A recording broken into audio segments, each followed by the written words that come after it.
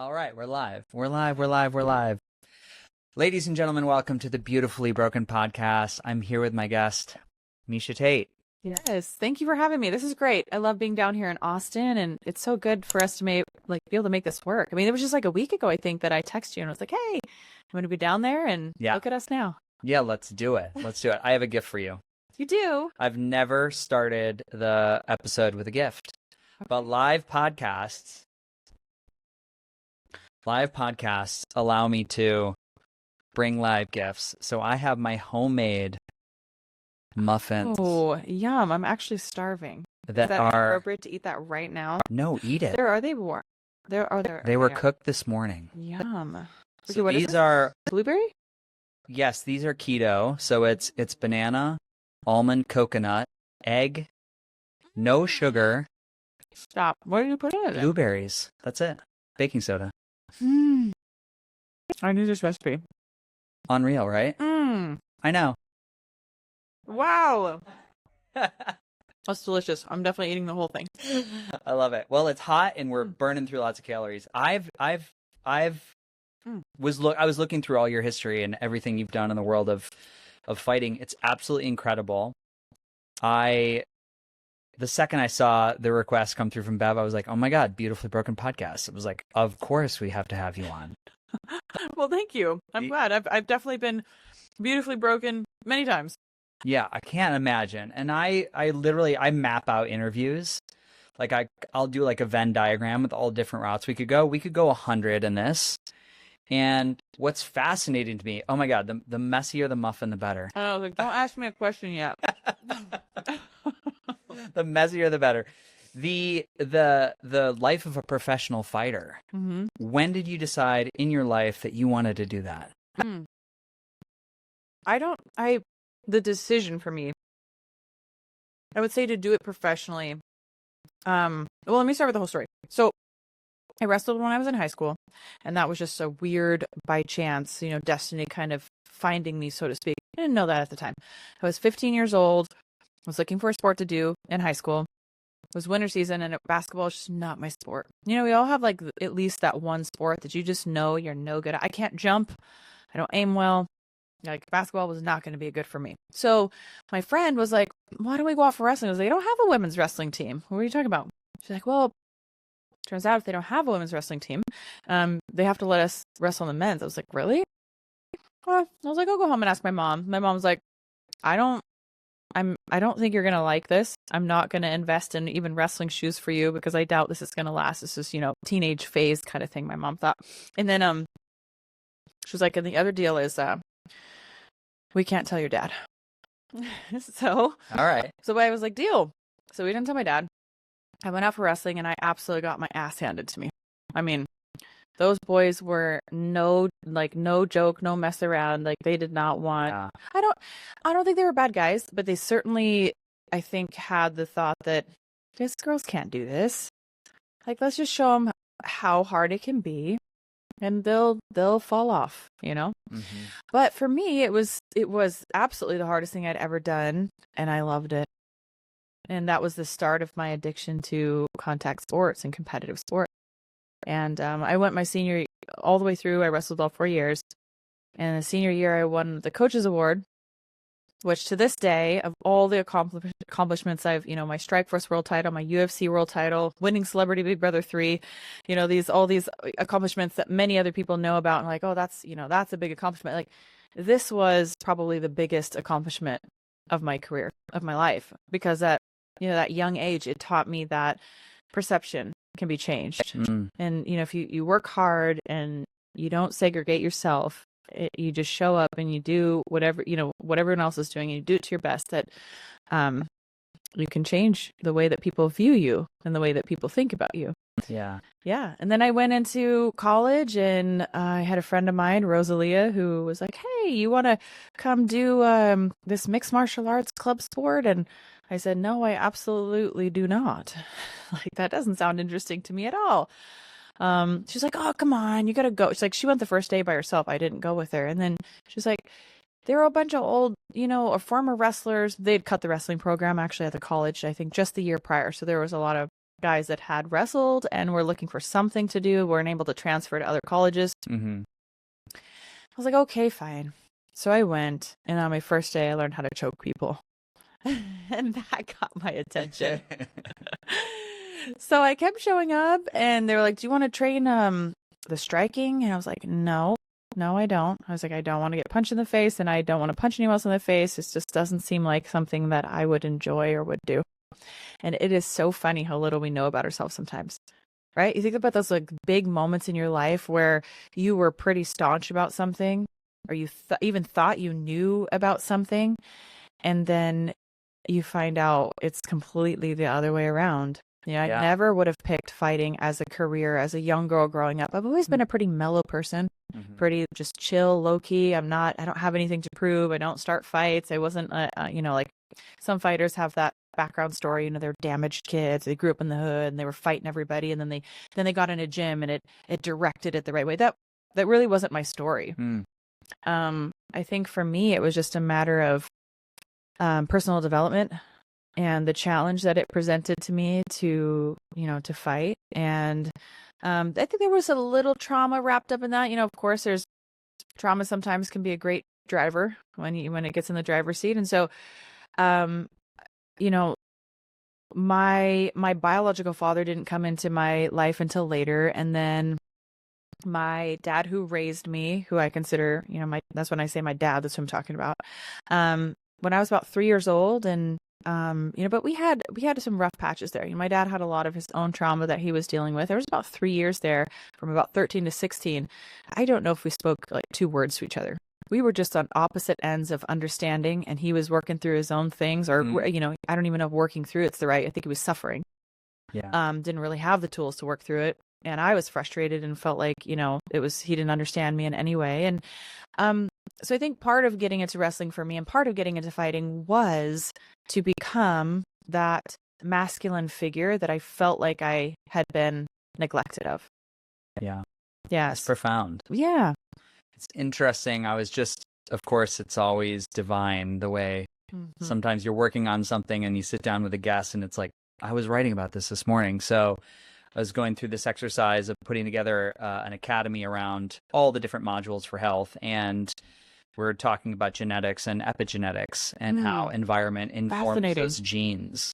It's really incredible. I mean, you could have a mouse that's programmed to get cancer and diabetes and liver failure, and you put it in the right environment, it does not happen. Right.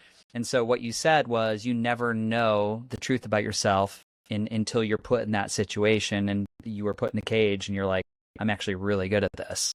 Right. It's fascinating to me how things unwind that way. Yeah. Well, and to clarify, I wouldn't even necessarily say that it's like I'm really good at this, because I wasn't. I wasn't good at wrestling, and I wasn't necessarily good at fighting when I started. But I felt good.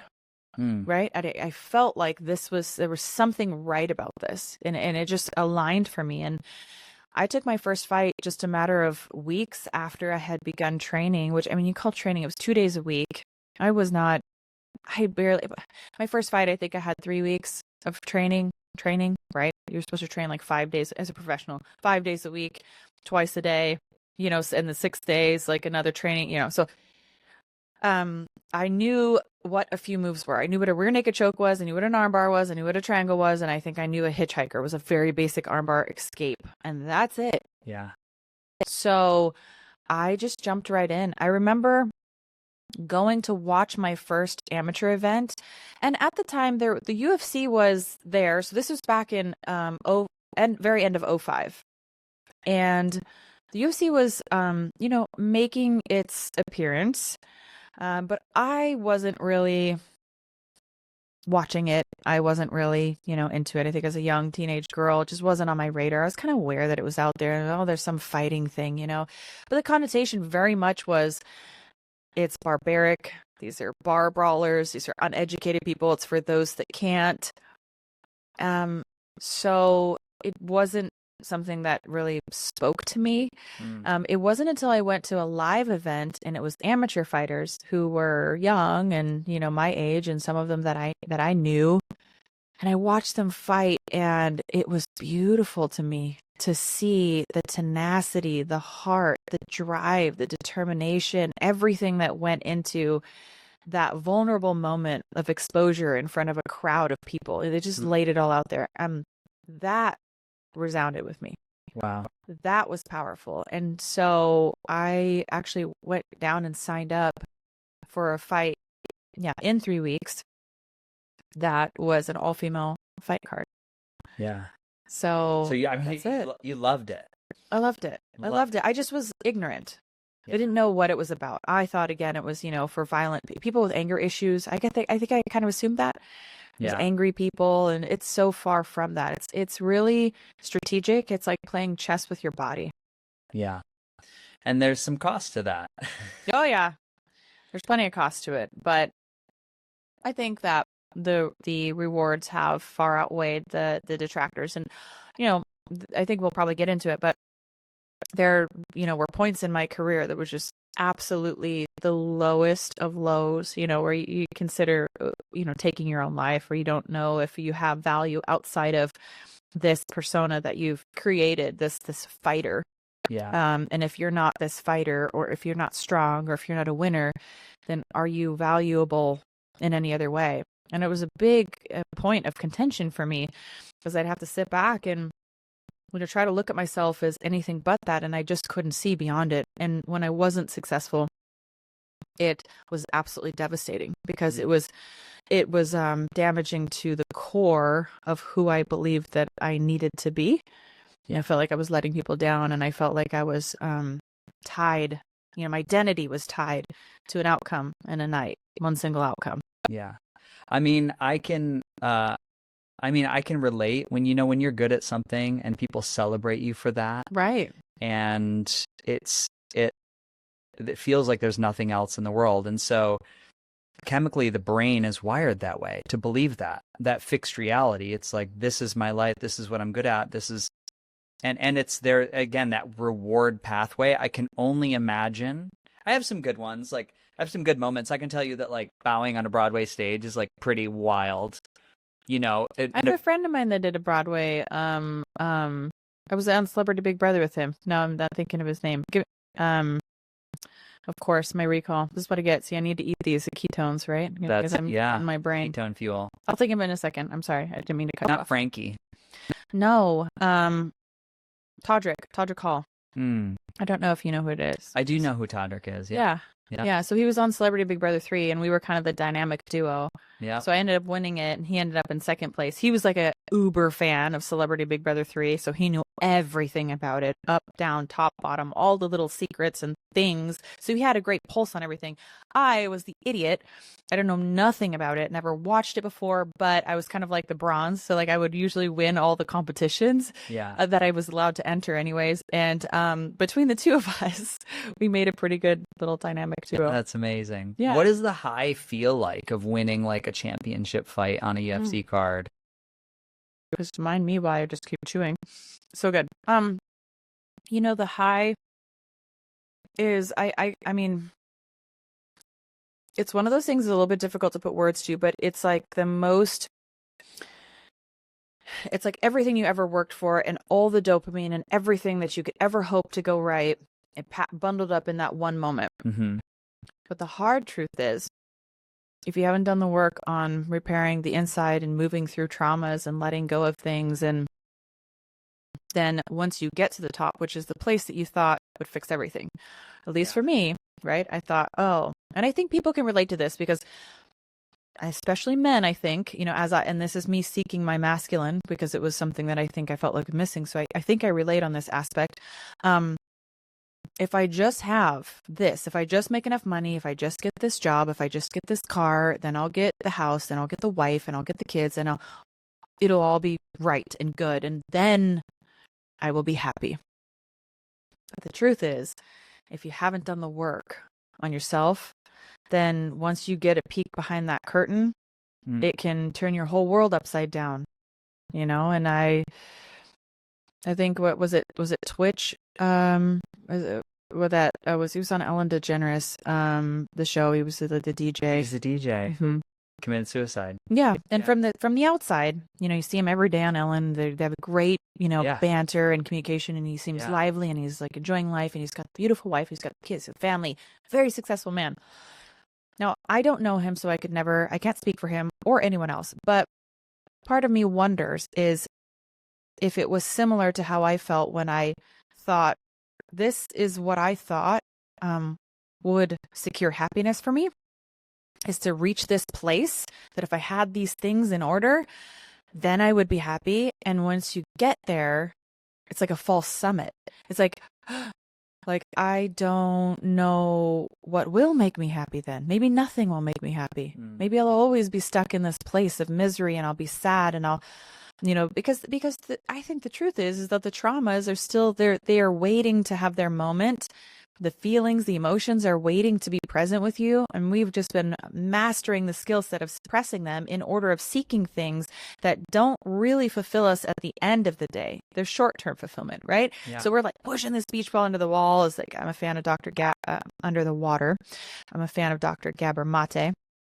Talks about the amount of energy that it takes to do that. And so I think a lot of people end up suppressing, hiding, not wanting to be present with themselves, not wanting to have fight. If you're somebody who has to have a podcast on at all times, has to have music on, has to be doing something, maybe even struggles to fall asleep because those are the moments that you have to be alone with yourself. Maybe you have to play music, have the TV on, listen to a podcast in order to go to sleep at all times.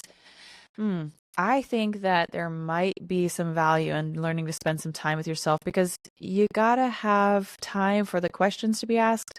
You gotta have time for to seek the answers to the things that you need to move through. And I'll tell you, it's a really scary place if you reach what you thought would make you happy, and then you find out it's anything but. Then everything gets way worse. Yeah.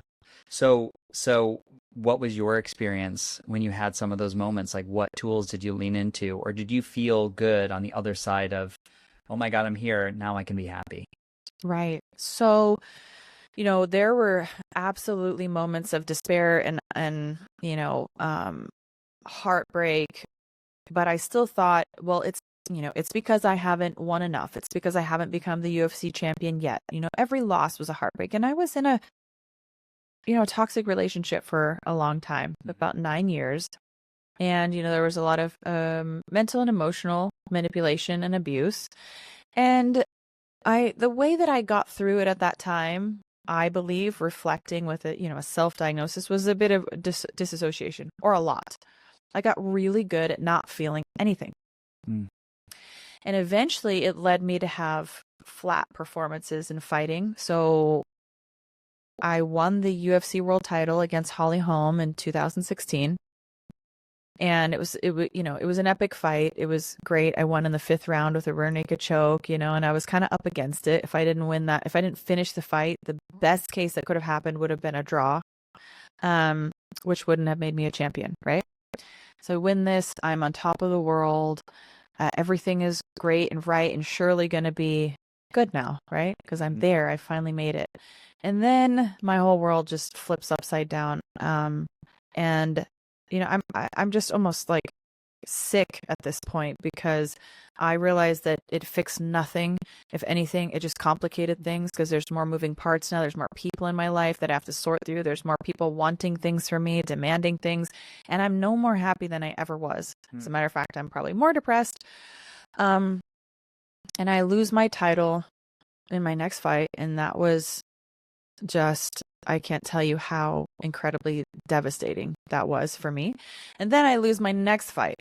And by the time I got to that second fight after my title, I was absolutely in an autopilot. I wasn't there. I don't know how you could convince someone that in a full-on fist fight that you could be like in an out-of-body experience. But that's how good I had gotten at just suppressing everything, that I didn't know how to be present for anything. And that means like all the people that were around me too. So many people came out to my fight because it was in New York. It was the first UFC event in New York City. So it was a big moment. I barely remember any of it because I was just somewhere else all the time. And then people will be like, "Oh, it's head trauma. You got punched in the head for a living." No, because I have a better memory now. So it's a matter of me. I choose to be present in these moments. I choose to be with the people that I'm with, where my feet are. I choose to engage in those moments and look people in their eyes. And before, I just feel like I was passively floating through life because it was the best that I could do with the skill set that I had and the circumstances that I had. And my skill set of disassociation, I think it protected me for a long time. My parents fought pretty vigorously growing up, and there was always, oh, you'd hear, and you just want to be somewhere else, but you couldn't because you're a child and you live in that home. So you try to go somewhere else. And I think that's where I started to learn it. My dad he had a pretty good temper, which of course was passed down through family trauma. His dad was like 6'7", monstrous man, bellowing, scary, and was, in my opinion, quite abusive to the children, but especially my dad, because he was the only boy, like physically abusive to him. So, my dad never laid a hand on me because he's had some chivalry for sure. Never spanked me, but he scared me a lot.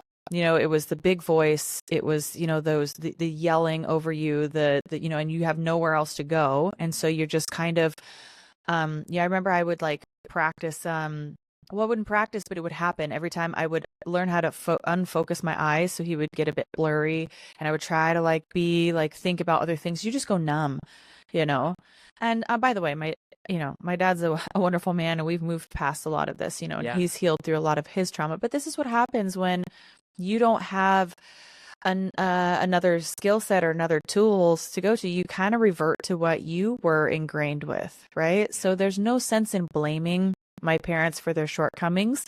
It's more like I'm very grateful that I've had those experiences and that I can turn it around and say, okay, here's the areas where I want to try to improve and be a better parent myself. So I have a 7-year-old, she's about to be 7 and my son's about to be 5. Yeah. And gosh, I've learned things like regulating my emotions. It's like not so easy to do even, in my mid to late 30s. And my kids are only 7. I'm like, okay, I get that's probably really hard for you. 7 and 5, your brains are not developed yet, So these things have made me a more well-rounded human, and that was my skill set at the time, was avoidance, disassociate, close doors, stuff it under, don't talk about it, work harder. That'll fix your problems. Talk about a bomb going off when I realized that I did everything and I've done all that, and now it's 10 times worse. Yeah. But the awareness that you have now, it's like this is like the gift to your children. Yes. And there are so many there's one phrase that I never really understood. It says when you heal yourself, you heal forward 7 generations, you heal backward 7 generations, because it's linked in time. And when I'm listening to you speak, I was like, oh my God, what a great opportunity, for your kids. And what a great that your dad didn't carry down 100% of the volatility from his grandfather. He didn't. Yeah. Yeah. Yeah. Yeah. He was a much better father than his dad. But, I think my parents were the first cycle breakers. They just didn't know that.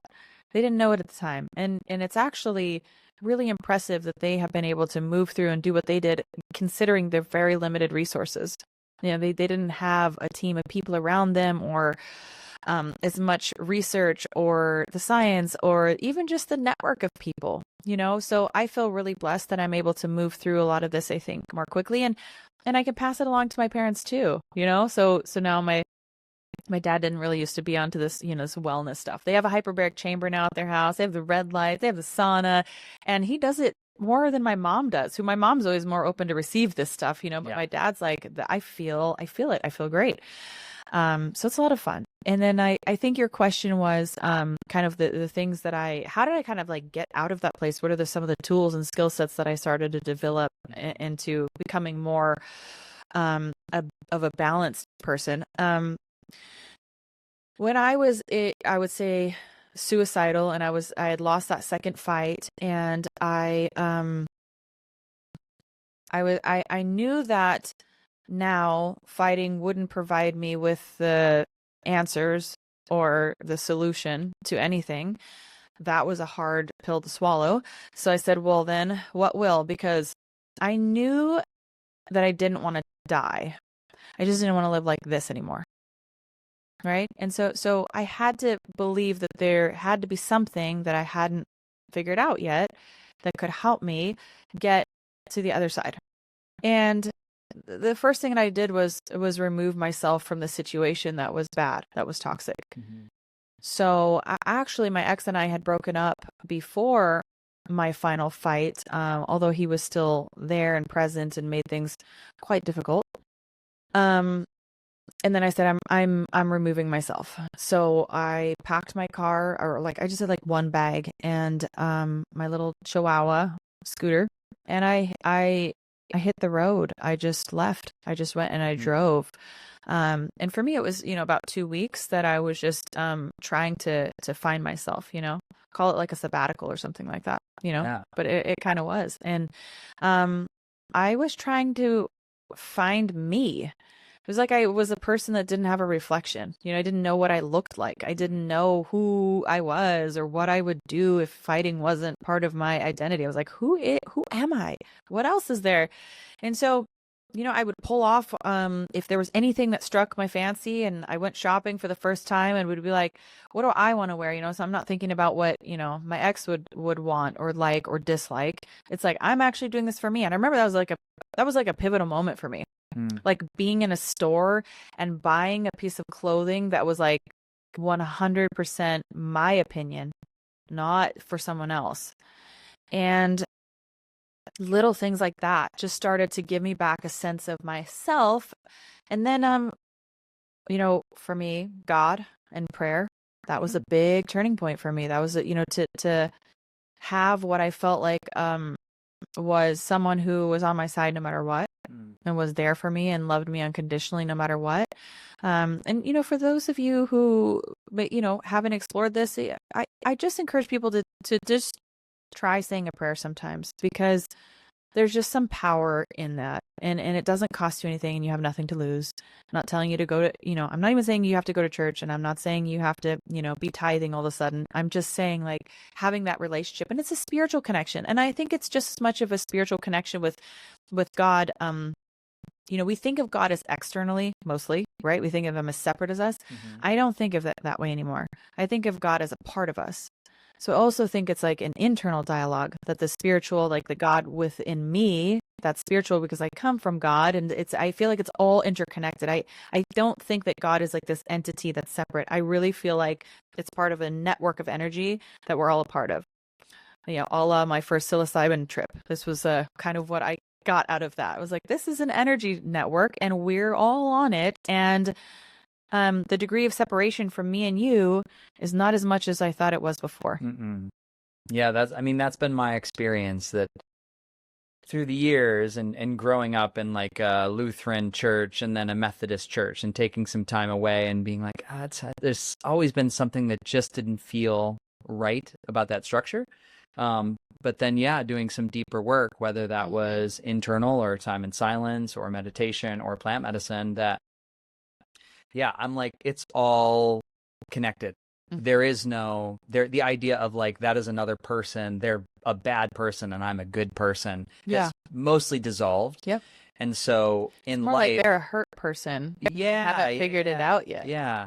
And the story of life, us as human beings, I'm a human being. I need that person to show up as that character at this time in the story for me to feel the way I feel. And it's all perfect. It's all perfect. And I have a joke with my partner, and she's like, she'll say something about a person. I'm like, that's perfect that she's that way. And she's like, what do you mean?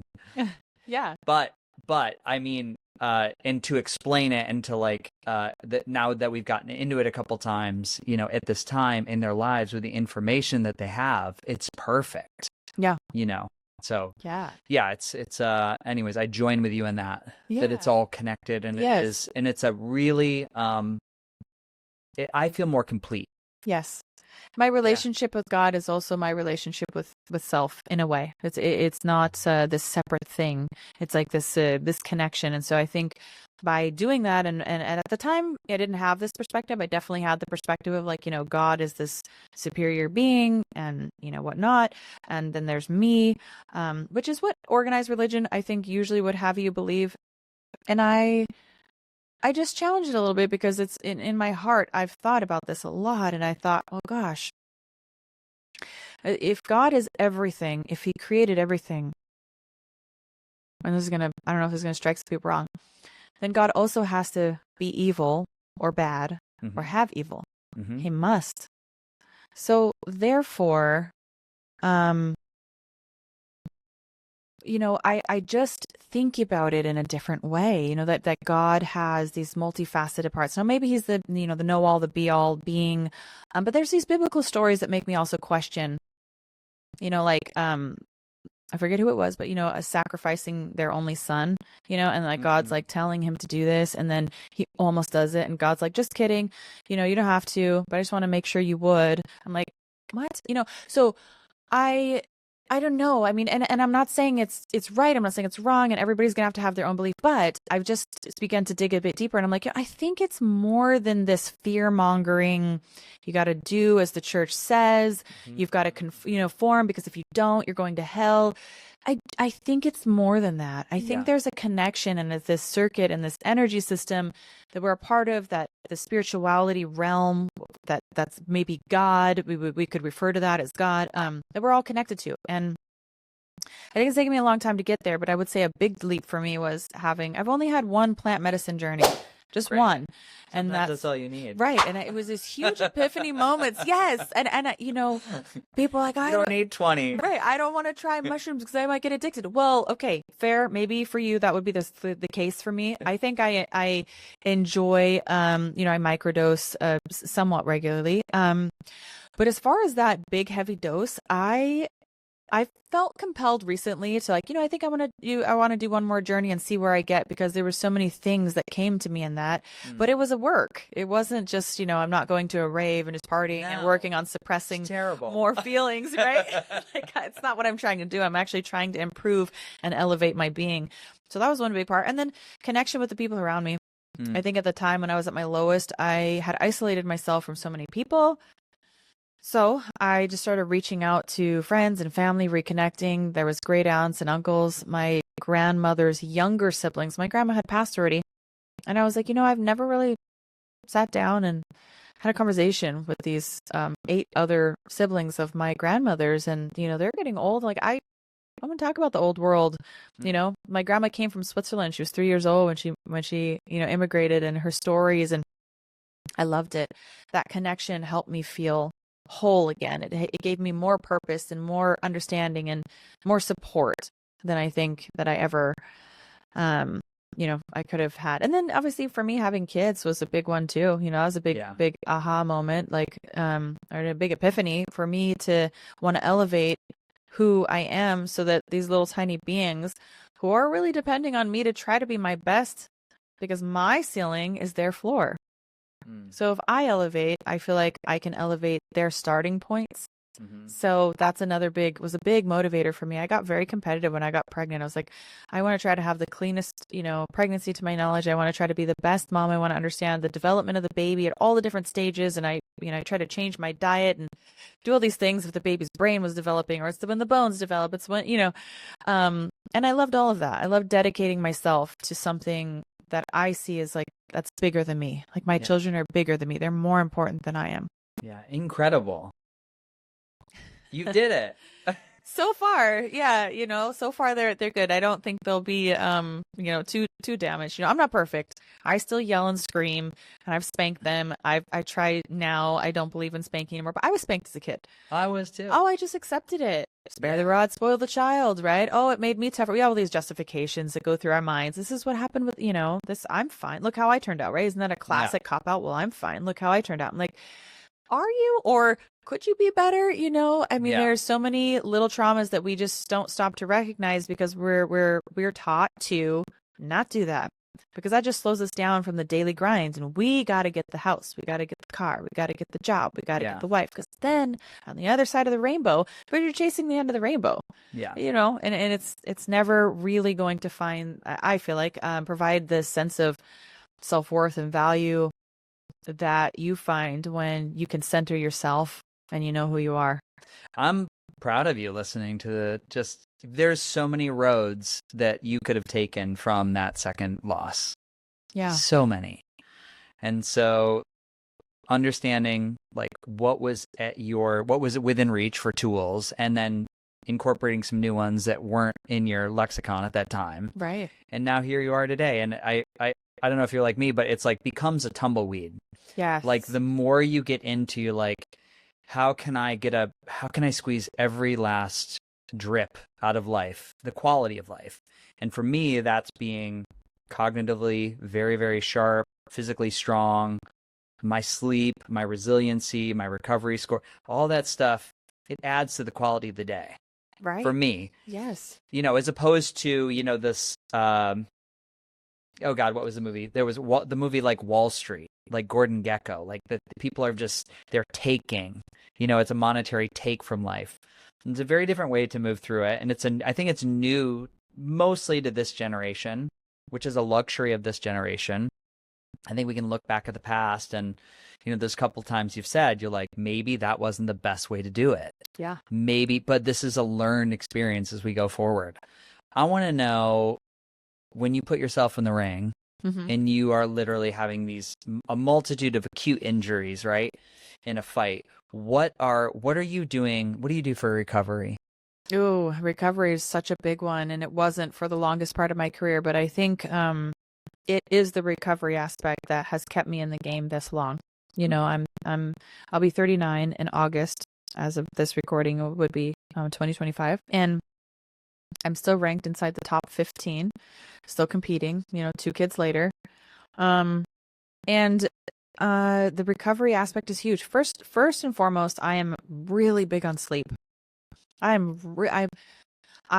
am a light guru. I am very particular. And I think it drives my fiance nuts, but now he's more on board. He's gotten used to it, you know, he's in my biohacking ways, and it's come around to, you know, serve our family better. So I think he's kind of like loosened his stance a little bit on, but it used to be annoying. And I totally understand it, because it's like, hey, turn that light off, turn this down, do this, do that. And it's like, I just can't stand it, because it's overwhelming to me when the lights are bright at night. And I know that children are twice as sensitive to a melatonin suppression. Yeah. As adults are. So, you know, there's all kinds of little things that I keep in mind, but every little thing that I do that helps my children promote their health and well-being is like a win for me. It's a success, you know? So I'm really big on that. Lights go low as the sunset. We try to get out and get the afternoon light as well as the morning light. I didn't start with that, but the afternoon light helps kind of inoculate, there we go, that's the word I was looking for, against like the blue light exposure at night. So even if you do have that, if you get that sunset in your eyeballs, it'll help you deal with that. I put the lights low, literally physically low, like low on the ground. So I actually have like a lamp in my bathroom, which is very weird. Most people don't have a lamp in their bathroom, and have night lights around, but everything's low because, you know, our light receptors in our eyes are in the bottom half of our eyes. So when we have bright lights above us, that cues us to be awake. Right. So everything I do is lower, and especially for my children, it's pretty low because they're tiny and tiny little people, but it pays. I don't have trouble getting my kids to sleep. Amazing. Right. But I don't overstimulate them. You know, electronics go off around sunset. It's like, you know, except for rare occasions. And then I just be present with them, and, you know, try to get outside. And morning light, that's a big one too. You know, when I first wake up, my first 5 minutes is laying my head on the pillow and deciding what I want out of the day. Like setting some intentions before I get up and I get started.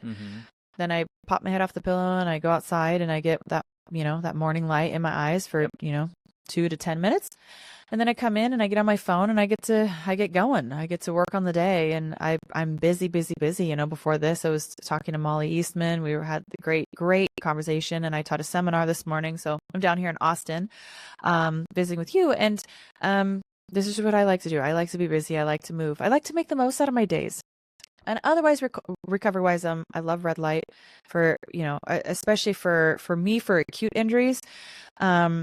And I had a friend of mine who had it was like a mommy makeover, so it was like a breast lift, tummy tuck kind of thing, and Mm-hmm. put her in my hyperbaric chamber with the red lights, and just a small little anecdotal testimony. But she gets out of the chamber, she pops her head out, and she goes, it's a soft shell, so it's like, birth, like she's like, boop, her little head pops out, and she's like, this red light works so well. And I was like, well, how do you know it's not the chamber? Obviously, I probably don't need to tell your audience about hyperbaric oxygen therapy. I'm a huge advocate. But in this case, she could clearly distinguish that it was a red light because she put the patch on one side, pain stopped, but put the pad on the other side, pain on that side stopped. And I've heard it's as effective as like taking an ibuprofen, except that it actually facilitates healing because it helps your mitochondria produce the energy that it needs to actually heal. I use it on my kids. Another funny story. One time we went to was it Cottonwood Cove, somewhere outside of Vegas, and we all got swimmer's itch, and a 3 and 5 year old having, and they might have even been barely 3 and 5. Having swimmer's itch in a camper was not fun. It was a good solid hour of crying and screaming and itching and being agony. And my son is screaming at the top of his lungs, which I did not have. And I wished I had packed it, but I slipped my mind. I want the red light, because he knew, like, anytime he gets a boo-boo, like, it helps. Like, and okay, the science is there, whatever. You could even make a case that it's a placebo effect and it's just the warmth or whatever. Some people might not buy into the red light. I 1000% have read it. I believe that it works. I think there's enough science there to say that it works. But, for him, regardless, like, that was the thing that was going to make everything better. So it was cute. Hyperbaric oxygen therapy. I already mentioned it. How long have you been using a chamber? Oh, I started using probably in like 2014. Until you bought a chamber. Yeah. Yep. I had a soft shell OxyHealth chamber. Great. Yeah. So still have it. Actually, it's funny. The seal on it just gave just now. So I already talked to Mayor, the owner of OxyHealth now, and I was like, I was like, help me out. I need another soft shell, So we're gonna get that because I use it. Yeah. I use it regularly. And I notice too, when I don't use it or my sleep suffers, like right now we're on a road trip, so the kids are kicking me all night and I don't have my regular things that I normally do, but I still wake up with the sun. I still go outside, and we're spending a ton of time outside, which I love. Great vitamin D. So I'll go out at solar noon, I'll get in the sun, expose all my skin and try to, I use the app called D-Minder. Yep. Use that one? Great. Yeah, I love that app. I don't know who made it. I'm not affiliated with it, but I love it. And it tells me I aim for about 7,000 IUs at least a day. I don't always hit it, of course. I probably won't today because I've been indoors and on the go. But that's a great tool to use to kind of, vitamin D is not just a vitamin. It's a hormone. It's really important. Do your own research, I guess, if you want to know more. But I'm a huge advocate of getting in the sun, and it's free. I'm going to try to ground and sauna. Great. Sauna's a great one. Now, cold plunge, I have done, but I don't do it that often. Mm-hmm. Do you have one?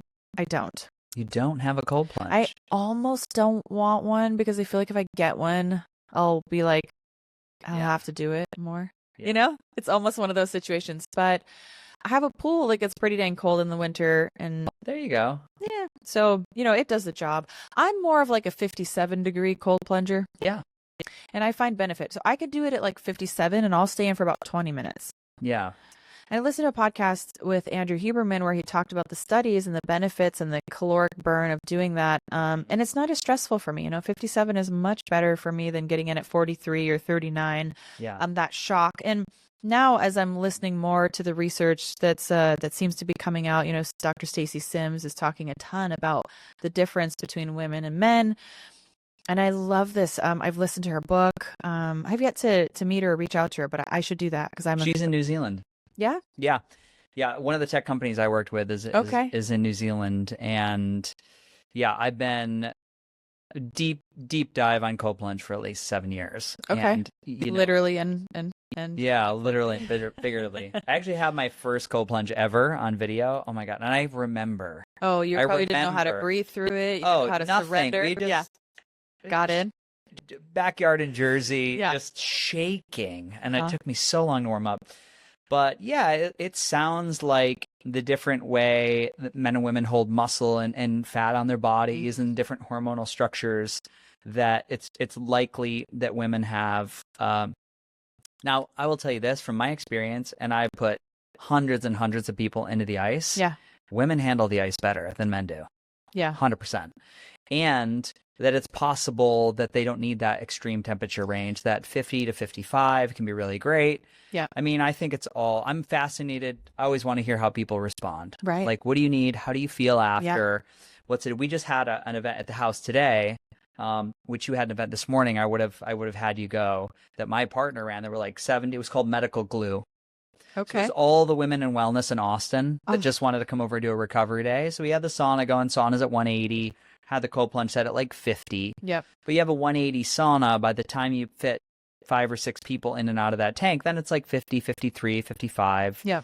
It starts to warm up fast. But I think for me, it's always been like context is king. Yes. Like the idea when you're alone in your backyard and it's 50 and then you're going to get into like a 45-degree tub that is terrible. Yes. But when you're with other people, and you can laugh at each other's like suffering a little bit. That always makes it better. But ice baths are way better. The connection of community is so profound.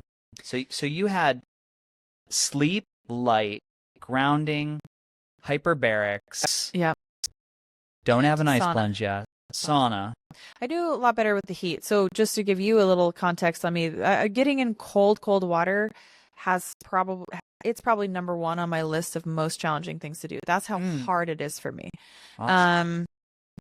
I mean, I'm not joking right now when I say if you were to tell me that right now I would need to choose between 10 minutes of birth, giving birth, or 10 minutes of a cold plunge, I would have a serious debate. That's how challenging it is for me. I love it. Yeah, it's really hard. So I'm always really proud of myself when I do it. I only do it in my follicular phase, though.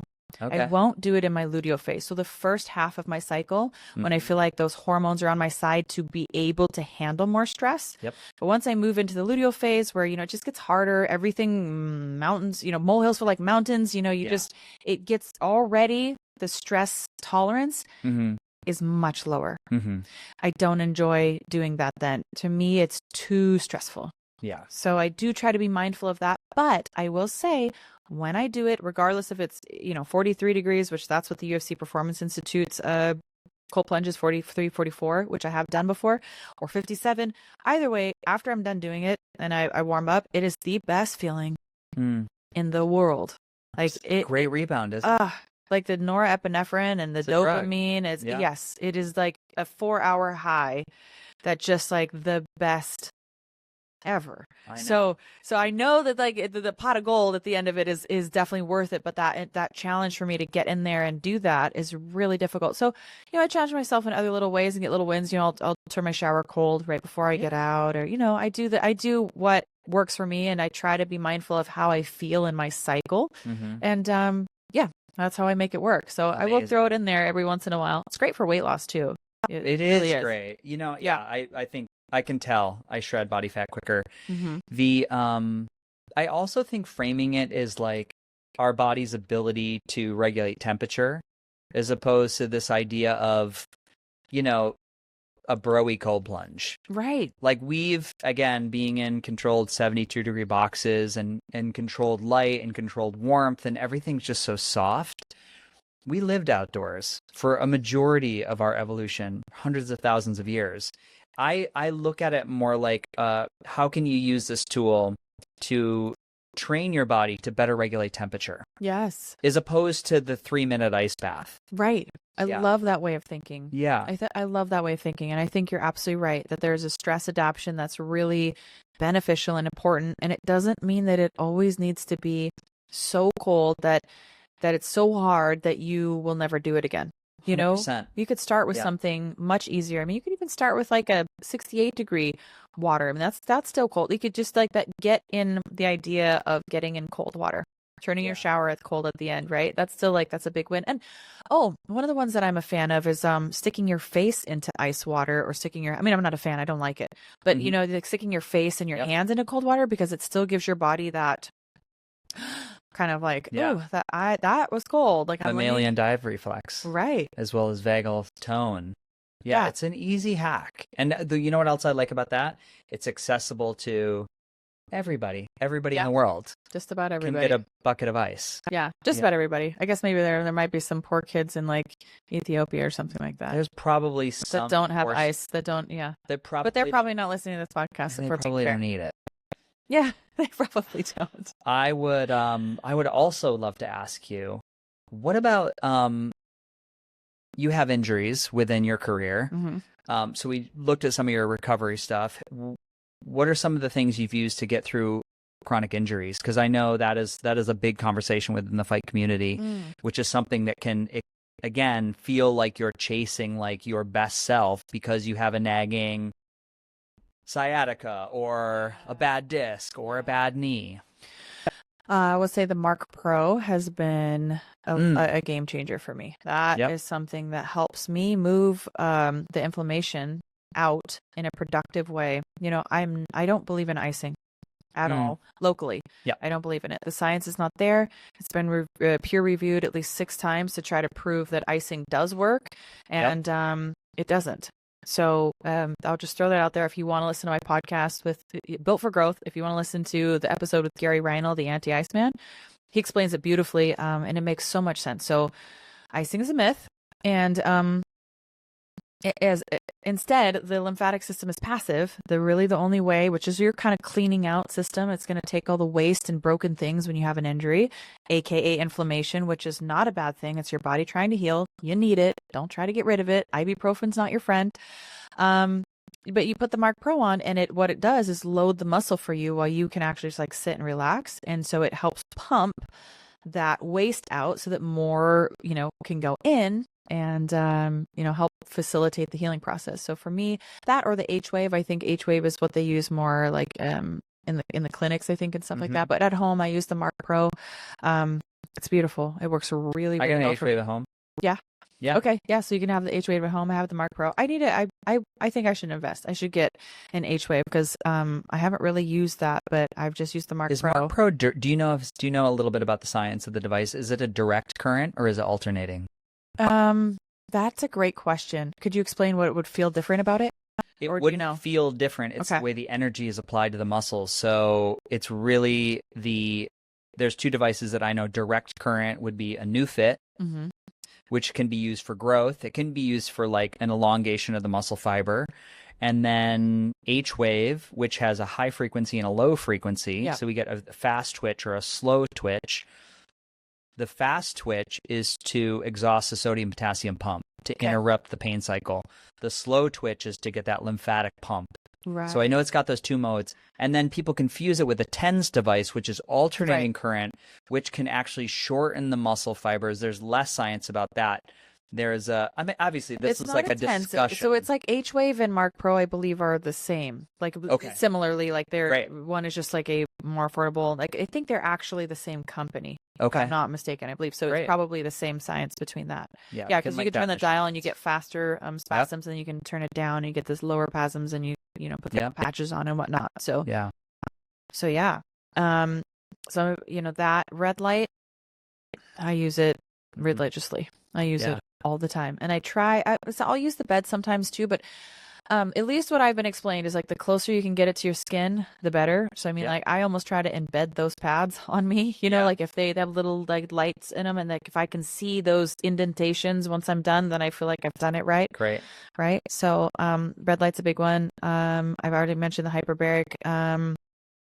There's also some technology at the UFC Performance Institute, PEMF. That's one of the ones. I could put that on around, like my knee or whatever. And you have like a coil or a wrap. Yeah, it's like a pop, pop. So that's called a ringer device. Okay. So it's a strong enough wave to make the muscle belly contract. Yep.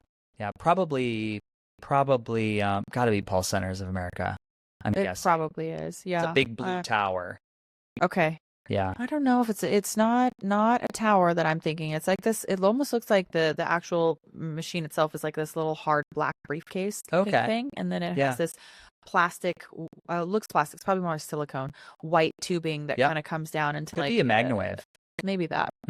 Yeah, I'm not familiar with the brand on that one. And then like, I think it's a shockwave or something like that that the UFC province uses too. It gets like deep down and promotes like stem cell growth, kind of micro tears in the tissue. So yeah, forgive me for not knowing their products, the name of it. It's like I just show up and I'm just like, do whatever you need to. Does everybody have access to this recovery center? Everyone in the UFC does. Everybody. Yes. Phenomenal. And it's free. Right. So they do needling as well. I've never needled myself, but I have it done to me. Obviously, I don't know how you would have that at home, but I think it's great. I mean, I think it helps a ton. Yeah. Signals the body, to the area that it needs to heal. And sometimes we just need a little boost to, help us know where to send everything, send the resources.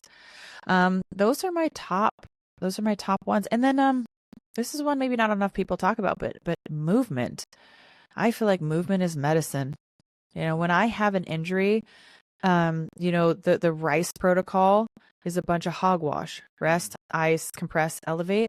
So what's funny, again, I'll go back to the episode that I did with Gary Reinl. The doctor who wrote the RICE protocol, once was presented with all the data, and, met Gary Reinl, actually wrote the foreword to the Anti-Iceman book and said, I was wrong. Wow. I didn't know, and that's, you don't get doctors to do that very often. So, I mean, it must've been like very, very clear, like, hey, I thought this was good. I thought this was what needed. You need to do pretty much this exact opposite. Movement is going to help you heal more than anything. So if I have a stiff back, it's like, I'm going to go find a way to move that doesn't, it shouldn't cause pain that's debilitating. Obviously, Gary always says, use your brain, never cause pain.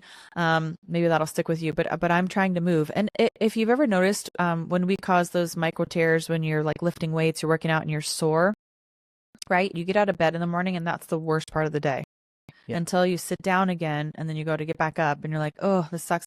But the moment that you're moving or you warmed up or you start jogging or, it's like, oh, okay, I feel good now. It's like, well, that lymphatic system is pulling a lot of the garbage out of there. And we were meant to move.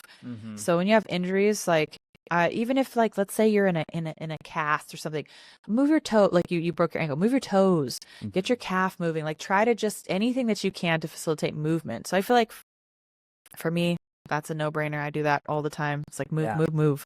Amazing. I've slept with the H-Wave on before. Yeah, I've slept with the Mark Pro on too. Yeah. Absolutely. Totally. Yeah. The other thing I think is like podcasting, and I've done this probably like 5 or 6 times, is I've done it on my hip flexors.